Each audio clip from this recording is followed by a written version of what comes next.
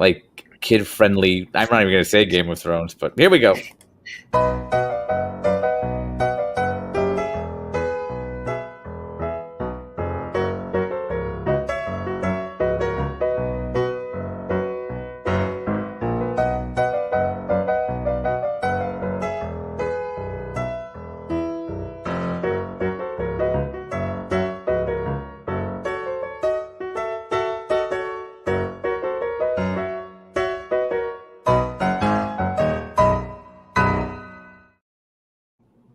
I suddenly want ice cream. What about you? Oh, I actually am very in the mood for some ice cream. I have some popsicles. It was that like da da da da da da da da da. Dunk.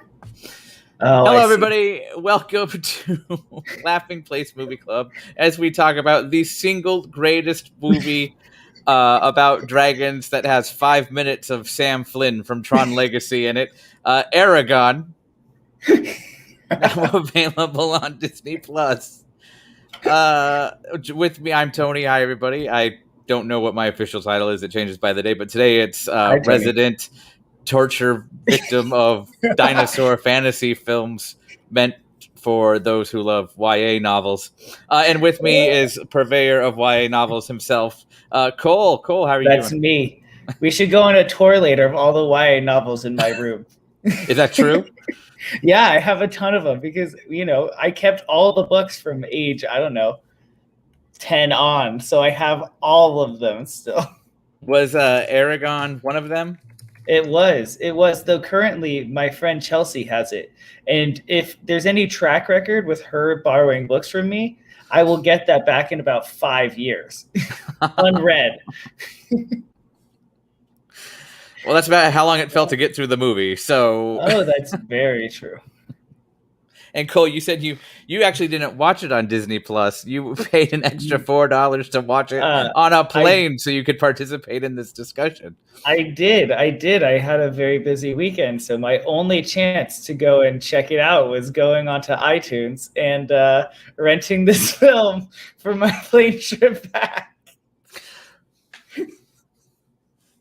But you've read the book. Waste. I have. It was a long time ago, but I read the book. So you know any movies encapsulating when you find yourself on IMDb in the middle of it and going through the trivia facts.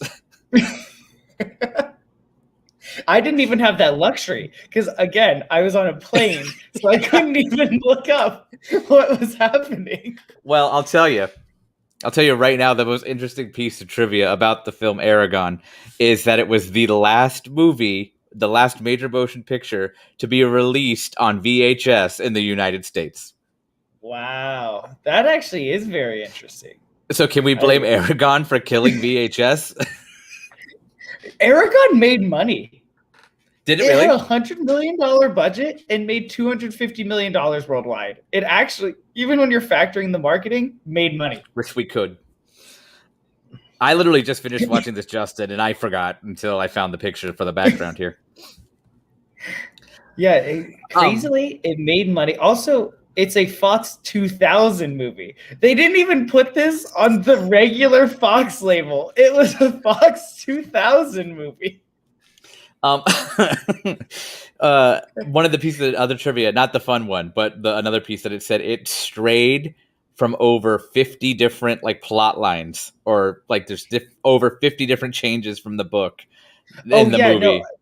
If there's one thing I remember from having read the book and then being excited to watch this movie, because I had just finished the book, and I was like, is this even the same book? Never since Ready Player One have I been so disrupted by the changes between a book and a movie. I haven't read the book, so I don't know for sure what's I don't going remember on. What the changes were. I don't even remember.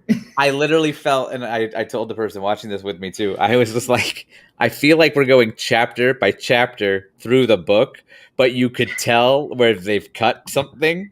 Yes. It's just like, all right, here's him talking at dinner, and he's being all shady and mysterious. I felt the exact same way, because I felt like the biggest issue the movie had was that it just, they never lived in any of the scenes. Like each scene would be like 4 minutes, and then they just jump to the next scene, and you're like, but I don't like the movie, even though it's only an hour 45 minutes, felt much longer, but at the same time it felt like it needed to live in itself more to like actually understand the characters. They're like, I don't trust anyone. Then 3 minutes later they somehow trust them just because they moved to the next scene. Nothing actually happened. Looking they just at you, trusted Sam Flynn. them. So my thing is, okay, so I read the trivia and IMDb. If you read anything about it, about a movie that's 15 years old, while it's happening, you might get some kind of spoiler, right? So when he goes, "Oh, this is the sword I killed Murtaugh's dragon with," and then he's like, "Hi, I'm Murtaugh." I knew it was coming, but I'm like, are we going to learn more about this guy? Because I thought he was just dead based on what the guy from Spaceship Earth just told me. I think that's his dad. I think that's what they hint at, but they never say it. I'm pretty sure it is, because if I remember one thing, this is a spoiler for the second book. Pretend you haven't read the book. I'm pretty sure that Eragon and Murtagh are actually brothers, and that Galbatorix, John Malkovich, is their dad. I'm pretty sure it's the most cliche thing. We'll never know, because all the sequels planned for this movie never came to be because of the audience and critic reviews, which I saw on IMDb had a 5.1 out of 10, and Metascore had a 39. Honestly, impressive that it was even that high. I think it was just because of the cuteness of I almost said Xerxes, but that's a different fantasy film. With the dragon when she was younger, and that was cute.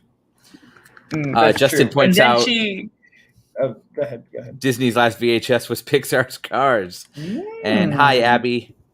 Guys, we are live. If you've seen Eragon and would like to throw your comments out there, join the discussion. Please feel free to ask questions, leave comments. Please play with us as we talk about this movie, now available on Disney Plus. If you've read the book and would like to talk about the differences, because that's what I'm curious about. The trivia on IMDb says there were over 50, and you could tell. I was wrong. Brom is actually his dad. They don't reveal it till like the second or third book, though. Okay. Yeah. You kind of get that vibe, too. Yeah, but Brom, then they don't want you to know. Brom, of course, played by Jeremy Irons, who I made the reference for earlier, because the whole time I was just like, if you put this on Spaceship Earth and see like an animatronic dragon, might be interesting.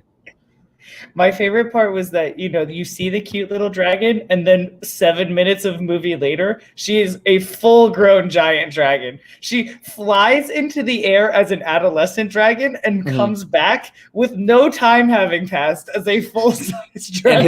And his carpal tunnel acts up and goes, ah! And then suddenly she's an adult.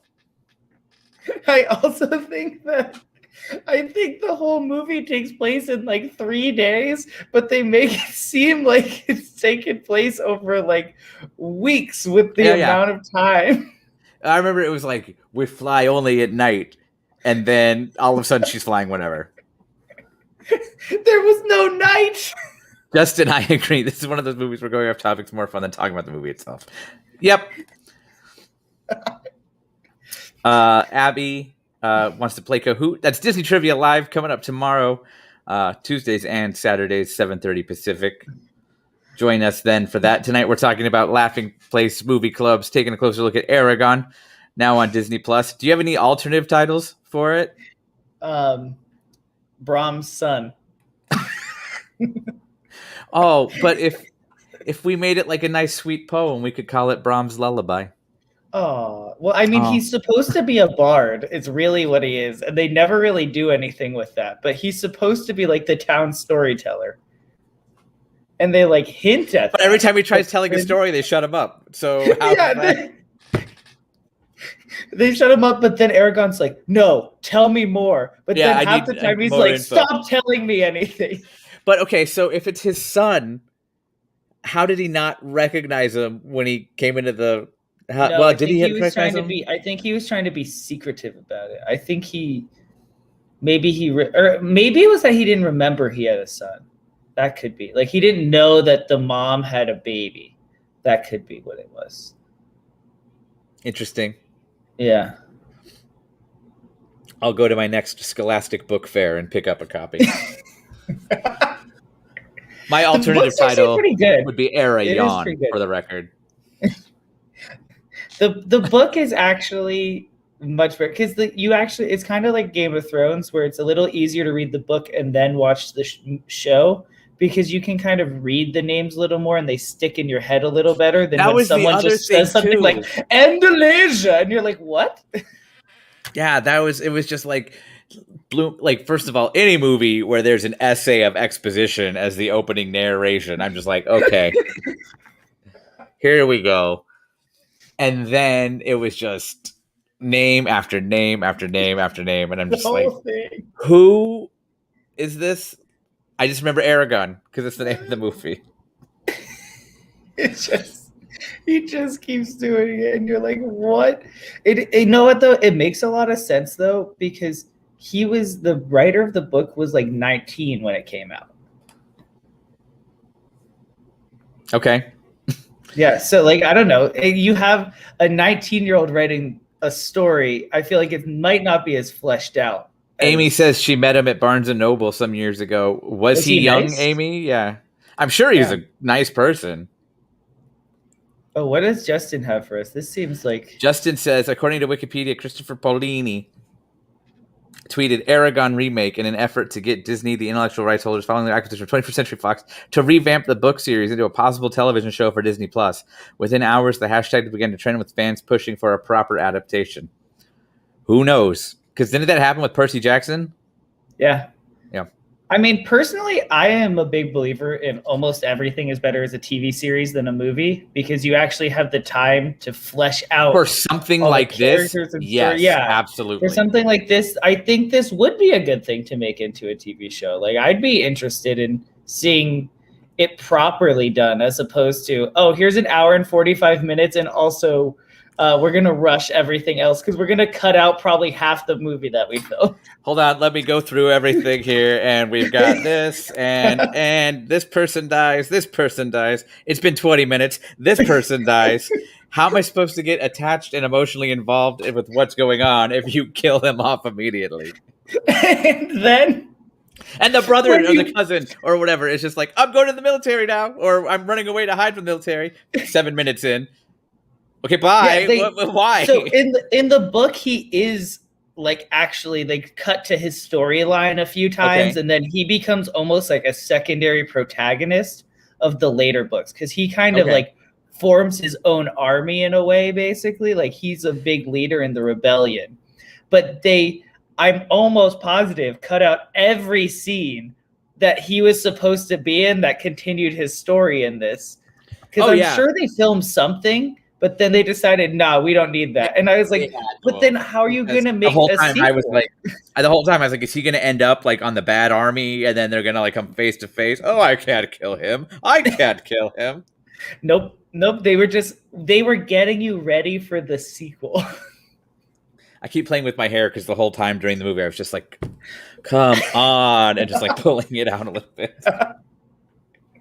Yeah, so I think that's what they were going for with that. And like, I don't know, I think everything is better like this type of like fantasy genre would be better as a TV show. Going back to what Justin said, if that were to happen and it was done right, I could see where this could be good. But a lot of my issues with it came from, I have no idea what's happening. I'm going through this too quickly. You've clearly cut everything I need to know. So many things were just like, how much footage did you get of this movie? Because everything is on the cutting room floor, it feels like. And then so for those of us who are over 21 watching Eragon, I felt like you could turn this into a drinking game. And the poor kid, every time they said, you're not strong enough. Oh, you're a weak child. Or, oh, you're 17. What? Oh, you must be 14. Take a drink. And this movie would become far more enjoyable. The best part is when he sees the people like ransacking them on the side of the road, and he's like, I'm going to go beat them. I'm great at fighting. And then immediately cuts to Jerry Irons just kicking his butt. Yep. Not even that. It was just like that training montage. It was just like, I could do it. Sure you can. And then it's the next day. No, that was at night, if you remember. Or was it at night? And then it's like in the day, and they're like in a creek. Yeah, but then the best part is after he's done getting his butt whooped, he's talking to his dragon. Is like, I went easy on him because he's old. I was like, did you really just say that to your dragon? It was. Know what else was weird? The dragon's mouth never moves because she only talks to him telepathically. So it makes it really weird. Yeah. So so this goes back to like, if anybody's a frequent viewer of LP Movie Club, especially if I'm doing an animation topic, we would talk for 2 hours. I'll tell you right now, that's not happening tonight. But in terms of talking about animation, I felt the biggest budget saver was making them talk telepathically, because now you just go, and great, now I have Rachel Weisz doing a voiceover, but I'm just literally click, animate some eyebrows, squint, and we got the shot. Final, boom. That was the best part, was they're having like the deep conversation with each other, just their mouths completely closed. They just keep cutting. Just, I don't know if I should do it. I don't think you're strong enough. I am strong enough. I could do anything. It's like, this is the most anticlimactic thing. Yeah, there were a lot of times where I'm like, you're trying to pull emotion or some kind of reaction, and it was just, you've rushed through this so fast. Yeah, and he goes to rescue a girl who's literally in his dreams. He's like, so I thought that was going to be like the because they talk about the mom abandoning him or whatever, and in the little dungeon, whatever she was in, with with Dark Non-Stiltskin, as I'm calling him, because I don't know his real name. But if you've ever been in Poseidon's Fury at Universal's Islands of Adventure, it's Darkanon, played by Rumpelstiltskin from Once Upon a Time. He kind of looked like Michael Sheen in the Twilight That's what I thought. series. So right? I was like, wait, so because I saw in the opening titles, which for the record, Eragon was like this big on the screen. I'm like, wow. Small. And I said, even Fox 2000 is a little sheepish about this one. So, but then it does the cast list, and I see Garrett Hedlund in there. I'm like, oh, Sam Flynn's in this. And then that guy shows up. Zerda, was that his name? Zerda? I think Durza. Yeah. Because I remember John Malkovich called him Druza at one point in the movie, and I was like, well, he read that wrong. But I see Garrett Hedlund there, and I thought it was Michael Sheen. I'm like, oh, it's just a Tron Legacy like foreshadowing here.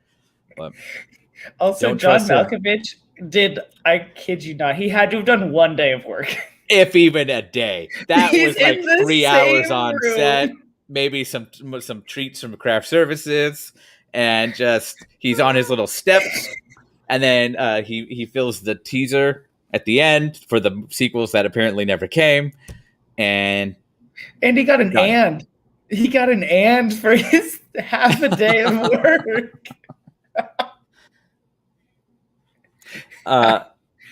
Impressive. Amy confirms that Christopher Paolini at the bookstore in 2011, he was young and very nice. Nice. Yeah, I don't know if you're familiar with SNL when Bill Hader does Vinny Vidici. But he always has a guest on as like this Italian talk show, which is very stereotypical Italian, but done well, so it could be appreciated, not like certain dinner shows. But so we're watching it, and he has John Malkovich on it, and he does an impression of John Malkovich, and he goes, no, you talk exactly like this. And the whole time where I was watching Eragon, and he was on his little podium doing his 1 day of takes, I just heard, no, the dragon flies exactly like this, or like something like that. Oh, man, yeah, you're like, Johnny boy, like, what's going on here? Being John Malkovich apparently is very easy. Just stand up on that stool, read those lines in the robe. That's it. That's how I felt about some of the other ones too. Like I'm gonna say it again. Durza. Yeah, and he just stood in the doorway the whole movie most of the time, and then or was with John Malkovich. Yeah, and then he comes out in the climax and his whole face is rotting apart.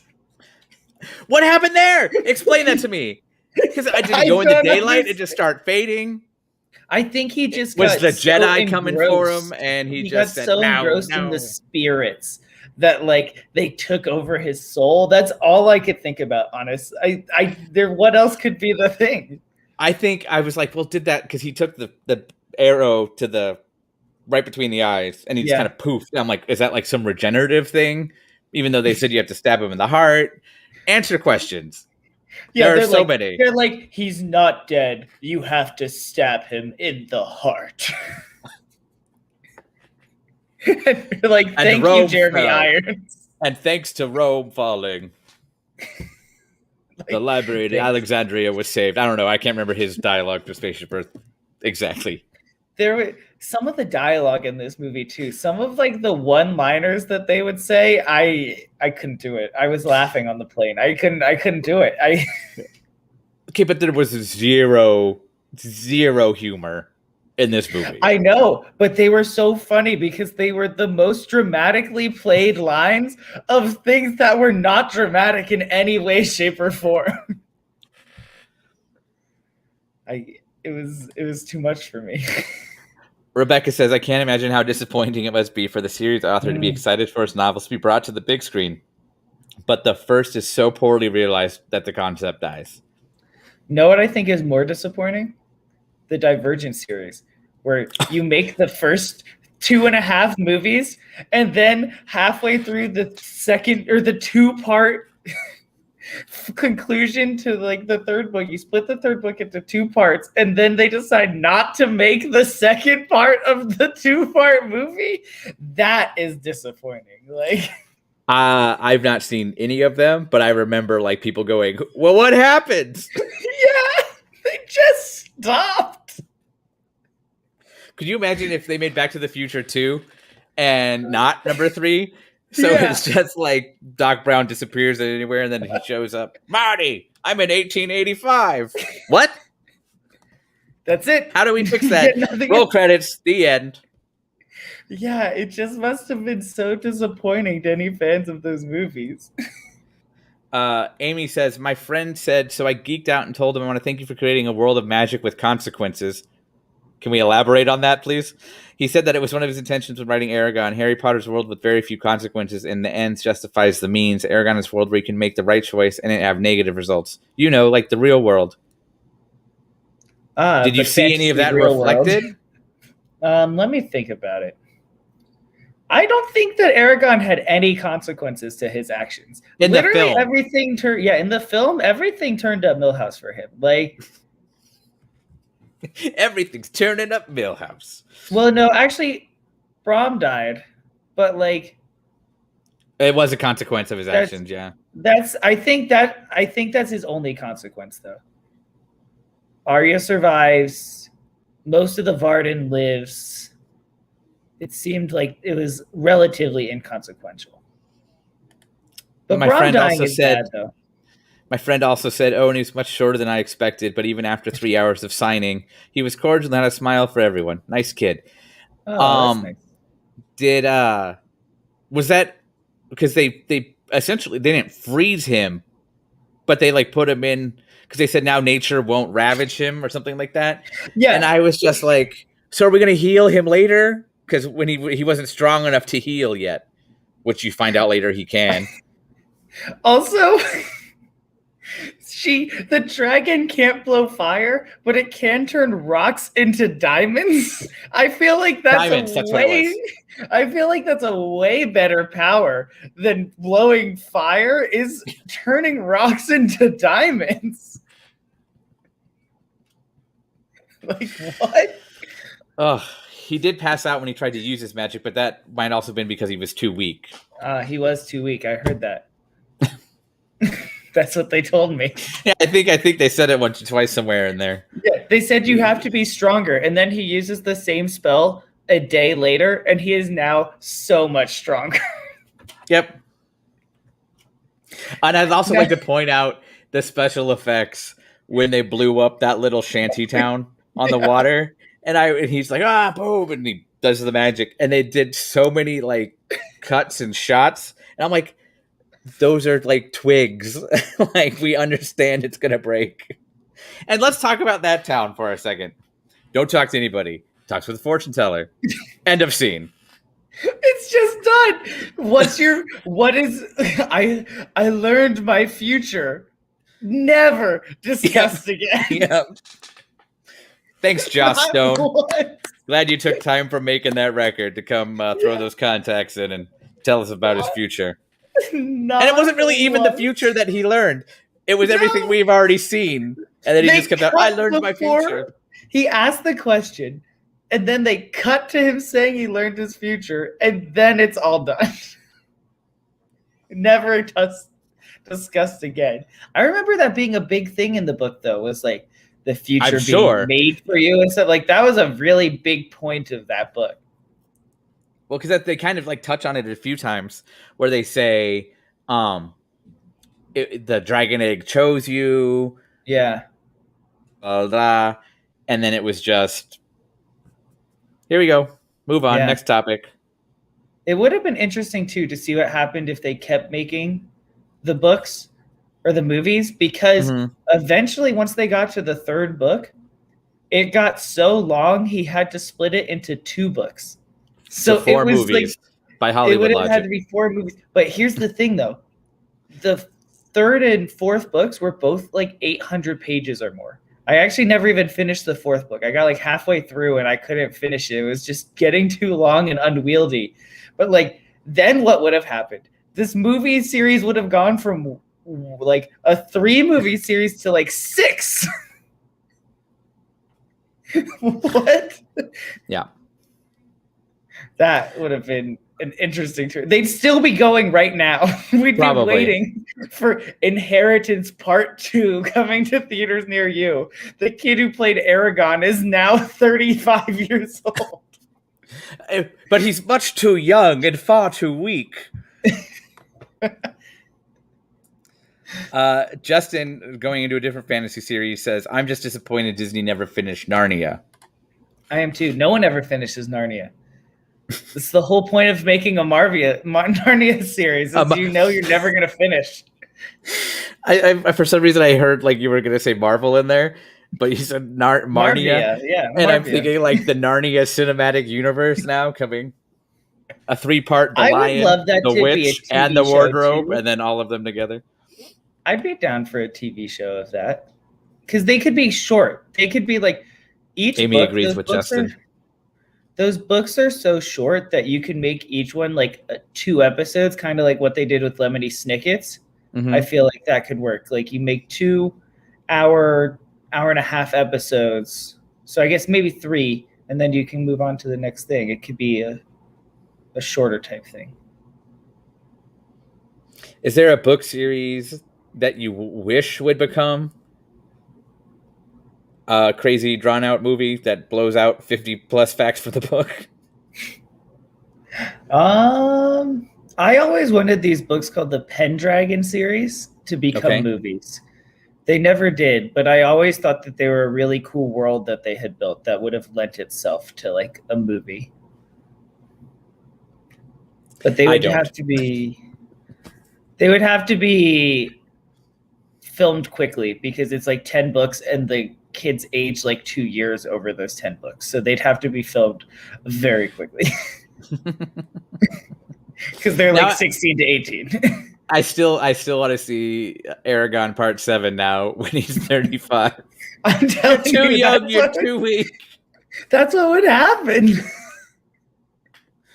So you read the books. Is Arya a love interest? Is that what they're building it up to? Yes. I got very much Padme and Anakin vibes out of that. Yeah. But he's far too young and far too weak. Oh yeah, to pursue such a thing. She's also an elf who is like 1,000+ years old.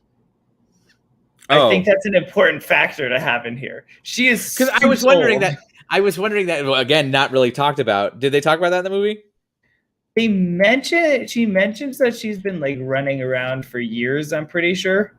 Because as soon as Brom heard it, he goes, "How do you know that name?" And it wasn't Martha; it was Arya. So Let's see. Oh, okay. Maybe not. Maybe I was wrong. She's only 103 when he's 16. But still, Only. that's He made it a pretty... point. He made it a point to say he was 17 for the record. That's true. Because he's like, far too young and far too weak.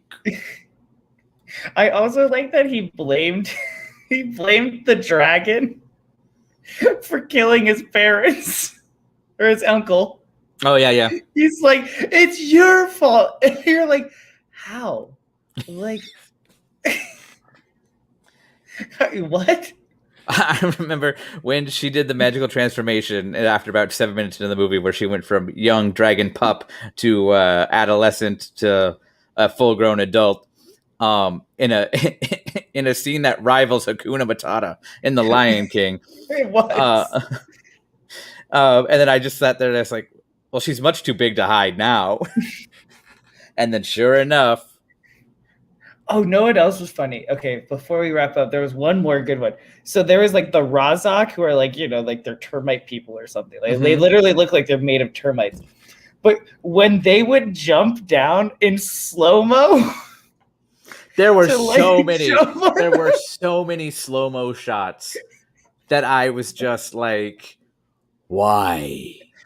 Why did that need to be solo or slow-mo? It felt like they were doing Predator. That's what they looked like coming down like that. It looked like it was a shot from Predator.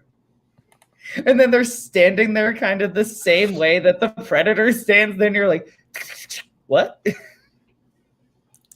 I was just sent a tweet from author Christopher Paolini. If I'm saying that wrong, forgive me, but it seems Italian. That says this is really Paolini. Paolini? I think so. I'm going to say Paolini. Sing to me, Paolini. Paolini is way more fun. That really is surreal to see, and it's Eragon as the headlining banner on Disney Plus. # Eragon remake. So, and that was August. That was 2 days ago that he posted that. Whoa, the buzz is starting now.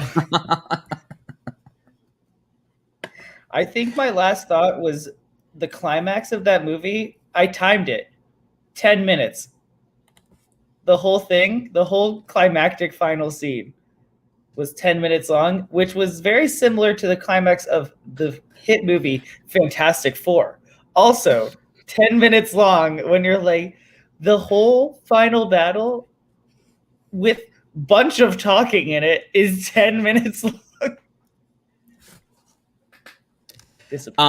I had one problem with the climax, and it was whoever had the idea to keep using these for their shots, because I could not tell what was going on. And it was like, quick cut here, quick cut here, quick cut here, quick cut here. They're tumbling around. Oh, the dragon's neck is in the other dragon's mouth. What is this dragon? It looks like a gecko. I don't know what's going on. And then the last 5 minutes of it is just him flying through the air without even cutting back to the ground at any point to show you any of the other characters. Yep. It was him doing like a joust with Dark and Non-Stiltskin. Yeah. It just like kept forgetting that other characters were in the movie and was like, oh. Yep. And then they had that whole build up with like, oh, you can't trust him. You can't trust Sam Flynn. And then immediately trust him. And then immediately trust him. He gets out of the little jail cell they hold him in. And then he goes, oh, I guess we're even. For what? Because I know you saved him earlier, but is that what you mean? Does that mean you're going to start stabbing people back now? We're even? I don't know what's going on. Yeah, he saves him. I guess we're even. And then it's his best buddy later on. When oh my gosh, what's the dragon's name? Saphira. When she survives, it's like, oh, sometimes you have to say goodbye to a friend, but not today. What a jerk! It's like you've known this guy for literally half a day. 12 hours. Like, half a day. Yeah. Either way, if that were a Disney property back then instead of Fox 2000, pretty sure they would have sold some plush What's the name again? Sapphiras. If it were a Disney movie, we'd have Beastly Kingdom right now, and it would just be Eragon. Let's take a moment. Let's take a moment for that one. Well, keep in mind, I'm not going to lie. The whole time I was like, this was a few years after Reign of Fire. Did they not learn? Very different dragon movies, though. Different. Are they, though? Oh, they're and Reign of Fire did get its park representation in Paris. It did. But I remember they were going to go all in on Reign of Fire for Beastly Kingdom. Yeah. But so I think, it's the same color scheme as Avatar, to a point where when the credits roll on Disney Plus, when it says, if you liked Eragon, you will like Avatar. Yeah, it does. She kind of looks like a banshee. She's banshee-esque. So, what's the name? Saphira? Sivako, Saphira! Sivako! Any last thoughts on Eragon? If you want to hurt yourself, go watch the movie. No, it's not that bad. It's a little painful. But if you want to watch a bad movie, it's not the worst choice for a bad movie. So that, yes, they brought Mystery Science Theater 3000 back, but they still don't do modern movies. Mm. If they did that, this would be a good choice. I submit Eragon.